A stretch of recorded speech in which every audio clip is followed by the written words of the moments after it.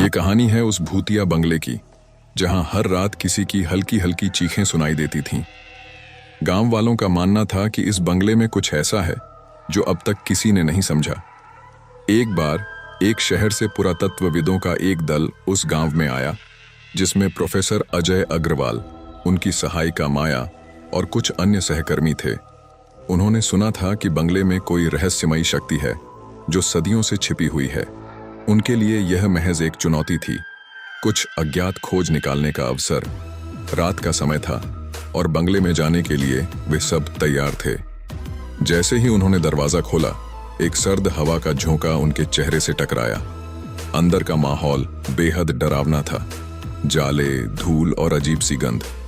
दीवारों पर अजीब अजीब चित्र उकेरे हुए थे, जिनमें कुछ प्राचीन प्रतीक और बुतों के चेहरे थे जो घूरते हुए से प्रतीत हो रहे थे। कमरे की दीवारों पर जले हुए निशान थे जो अतीत की किसी दुर्घटना का संकेत देते थे। प्रोफेसर अजय ने अपने नोट्स निकाले और उन प्रतीकों को पढ़ने की कोशिश की। वह समझने लगे कि यह बंगला केवल एक साधारण जगह नहीं थी, बल्कि एक प्राचीन अनुष्ठान स्थल था। बंगले के नीचे एक तहखाना भी था जो अभी तक किसी ने नहीं देखा था। अजय और माया ने साहस करके उस तहखाने में उतरने का निर्णय किया। तहखाने का दरवाजा खोलते ही एक अजीब सी धुंध वहां फैली थी।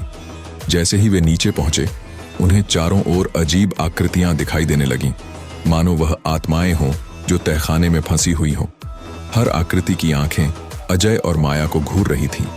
माया डर गई और पीछे हटने की कोशिश करने लगी, लेकिन तहखाने का दरवाजा खुद ही बंद हो गया।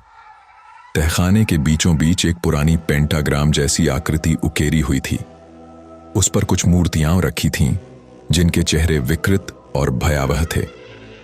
तभी माया को महसूस हुआ कि उनकी छाती पर भारीपन बढ़ रहा है, जैसे कोई अदृश्य शक्ति उन्हें काबू में कर रही हो। उसने देखा कि उसके चारों ओर कुछ परछाइयां घूम रही थीं और उन परछाइयों के मुंह से धीमी धीमी फुसफुसाहटें सुनाई देने लगीं। प्रोफेसर अजय ने अचानक महसूस किया कि तहखाने की दीवारों पर उकेरे गए प्रतीक असल में एक मंत्र का हिस्सा थे। उसने जल्दी से अपनी नोटबुक निकाली और मंत्र को पढ़ना शुरू किया। जैसे जैसे वह मंत्र पढ़ता गया, तहखाने की आवाजें तेज होती गईं।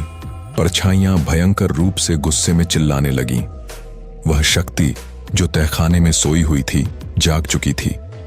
मंत्र खत्म होते ही तहखाने में एक जोरदार धमाका हुआ और सब कुछ शांत हो गया। अजय और माया किसी तरह वहां से बाहर भागने में कामयाब हो गए, लेकिन जैसे ही वे बंगले से बाहर निकले, अजय के चेहरे पर एक अजीब सी मुस्कान थी। कहा जाता है, उस रात के बाद प्रोफेसर अजय कभी गांव नहीं लौटे, लेकिन माया को हमेशा लगता था कि वह बंगला उसे अभी भी बुला रहा है, जैसे उसे उस अधूरे अनुष्ठान को पूरा करना हो। वह बंगला आज भी उसी तरह खड़ा है और लोग कहते हैं कि रात में वहां किसी के मंत्र। ऐसी और वीडियो देखने के लिए हमारे चैनल सब्सक्राइब करें। Thank you.